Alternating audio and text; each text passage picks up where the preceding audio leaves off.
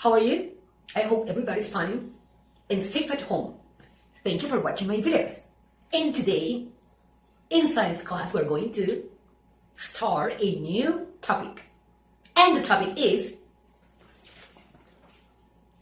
ecosystems, okay? So, this is a very interesting topic we're going to learn about. And I'm sure you're going to love it because I really love it.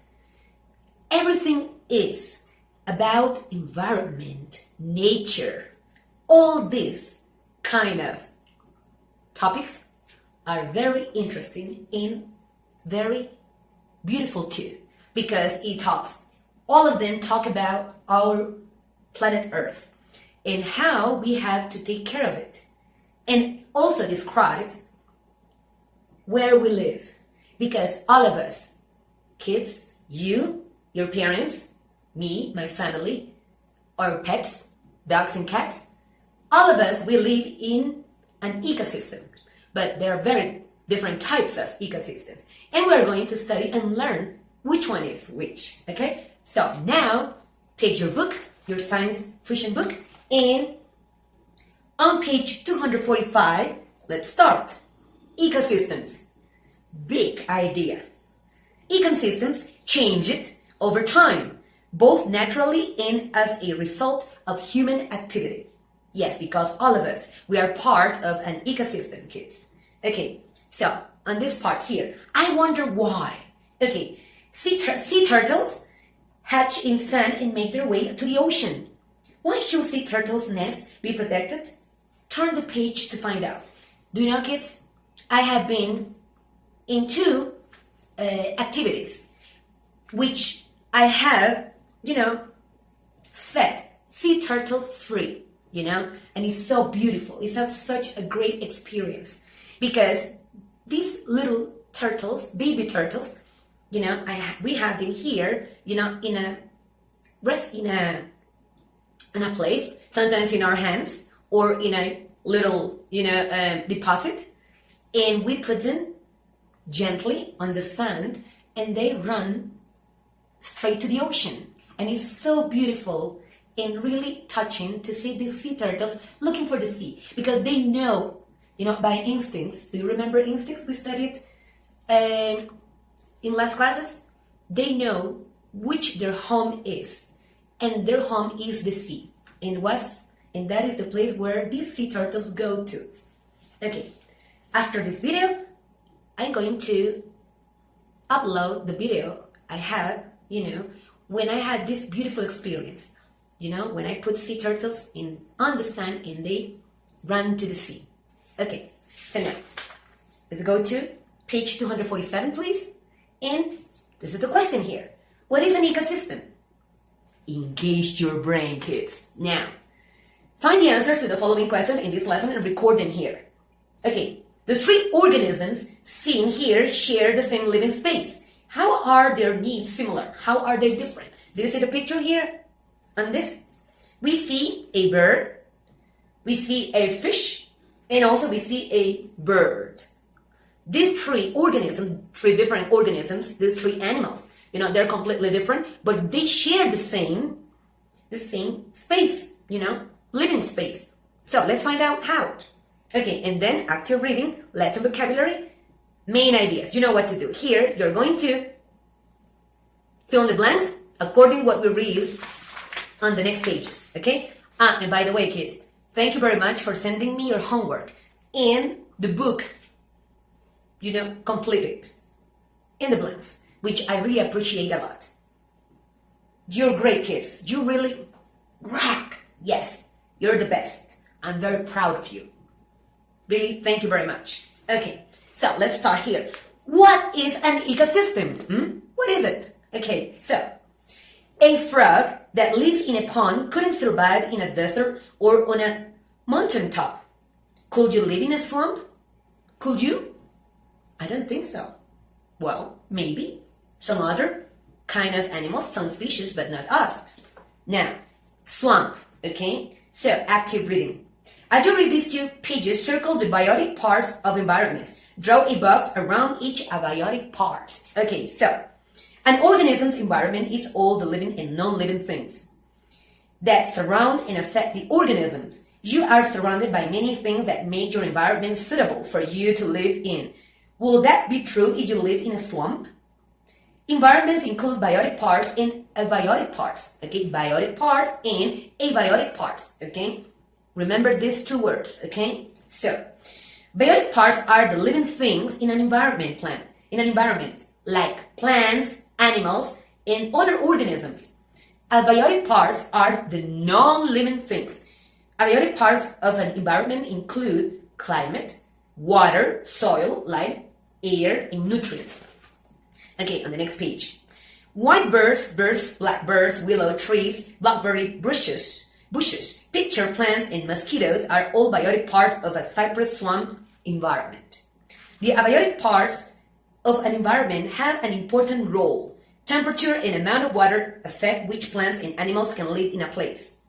An ibis is adapted to living in a warm, wet swamp and cannot survive in a hot, dry desert.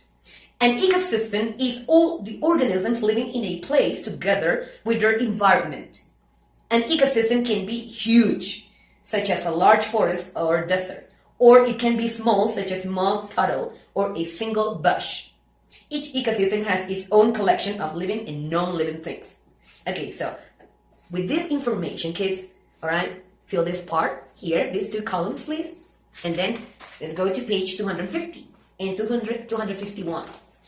Population and communities. Okay, on this part here. You are part of a group of students in your classroom. Does it sound familiar to you? Yes, it does to me. There are other classes in your school too, and other groups of people, such as teachers. Together, you make up your school's community. Other organisms live in communities too. Yes. Okay, kids, for example, 6th grade A is a community. Okay, 6th grade B is another community. But in the end, all of you are students, and you are part of a community. And teachers, us, we are also part of a community. Okay, so we have students here and teachers. So we are two different communities. But do you know something? All these two communities, students and teachers, are part of an ecosystem. And that is the thing I need you to know. An ecosystem is made by many communities living together. Living and non-living things included. Okay, so now let's go to active reading. Each ecosystem contains different groups of living things. The big picture shows several species of animals sharing water in a savanna ecosystem. A group of organisms of the same species in an ecosystem is called a population.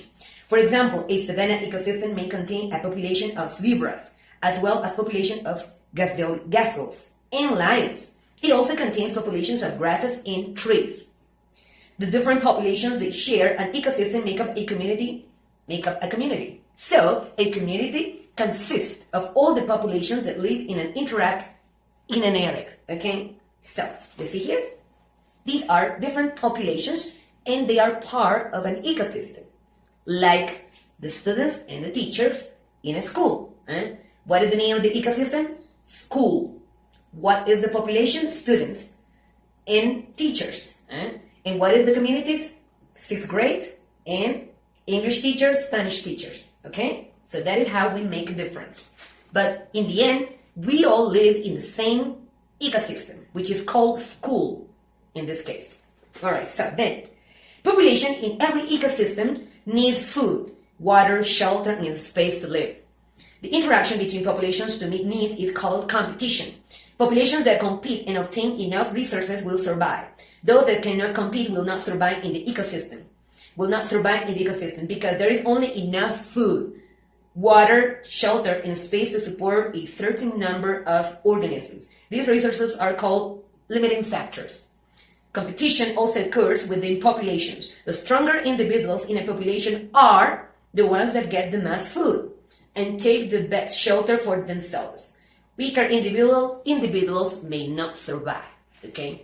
This is like the jungle law, or the law of the jungle. Okay? Only the strongest will survive. It's a living thing. It's a living fact, It's a living law. I might say. All right, everybody goes to page 252, 253. On this part, find your niche. Okay, here, on this part. You see?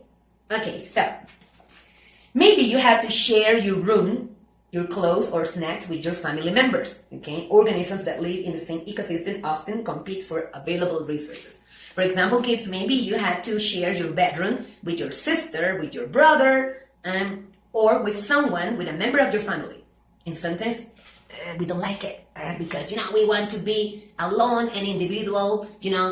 We want to be alone in our bedroom. We want to keep our space only for us. And sometimes it's annoying. It's annoying to share our things with someone else. But sometimes it is necessary, And we had to understand this. And we had to understand and, be patient, and, tolerant with this. But, okay. Even sometimes this is very, very difficult. Okay, active reading. An organism's habitat. Underline or highlight this word, please. Okay, remember, kids, all these words like population, community, environment, ecosystem, biotic, abiotic parts, you have to underline or highlight. Okay, you know how to do this. Okay, you know to do this, all right? So, an organism's habitat is the place where it lives within an ecosystem. Several populations often live in a single habitat. For example, bare owls and red-shouldered hawks live in habitats with woods. You see this? Okay? So, an organism's niche, it is its complete role or function in its ecosystem.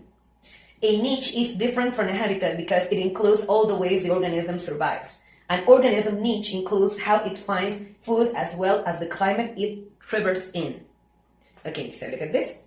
The panda has a narrow niche in terms of food. Its diet consists mainly of bamboo, so pandas cannot survive in habitats where bamboo does not grow.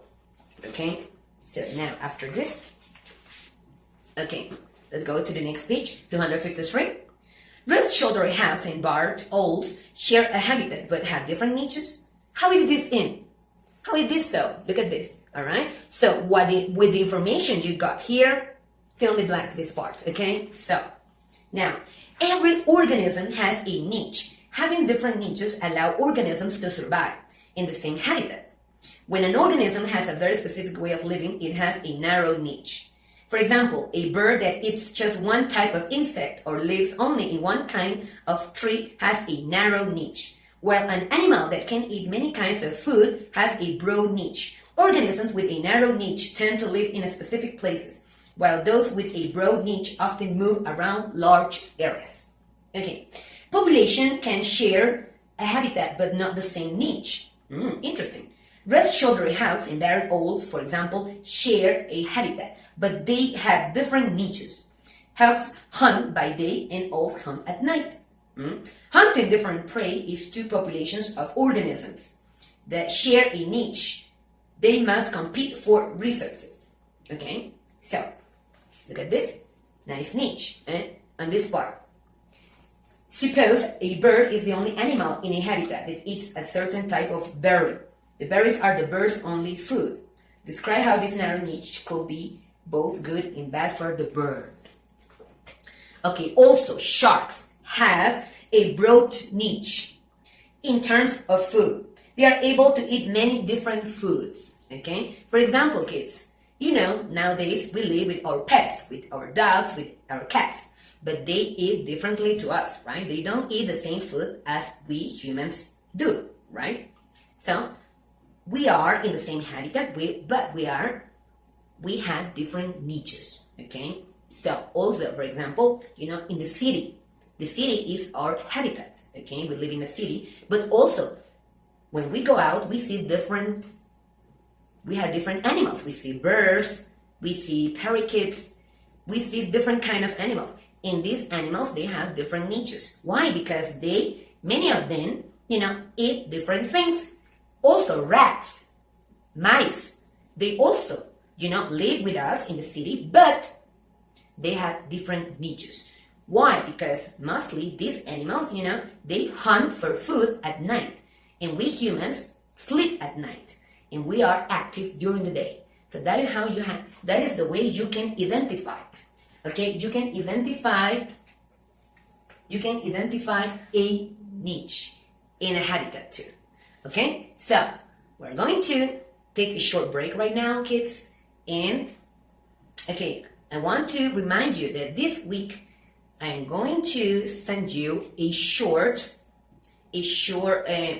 worksheet, which is like an exam. Okay, you are going to answer the questions I am going to write on this page, and you are going to send it to me the same day.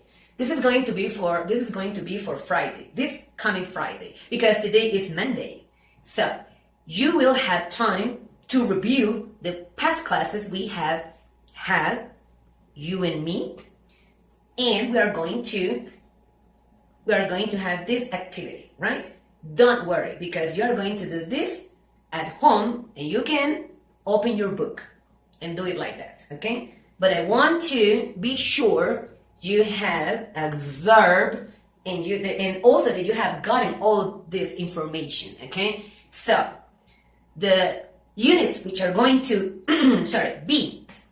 the units which I am going to ask you about are Unit 3 and Unit 4, okay? So Unit 5, ecosystems, no, okay? So don't worry about this. This is a new topic for this week, so this is going to be after, all right? I'm going to ask about ecosystems and habitats and niches later on, but now it's going to be only Unit 3 and Unit 4, okay, for this test, which I am going to send to you this Friday. And it has to be answered the same day, okay? So I will upload the video class, and then after watching the video, you will have to start answering the test. And I'm going to put a limit time, which is going to be until 5 p.m., okay? So you will have enough time to do this. Okay, kids? All right. See you soon. Zoom out.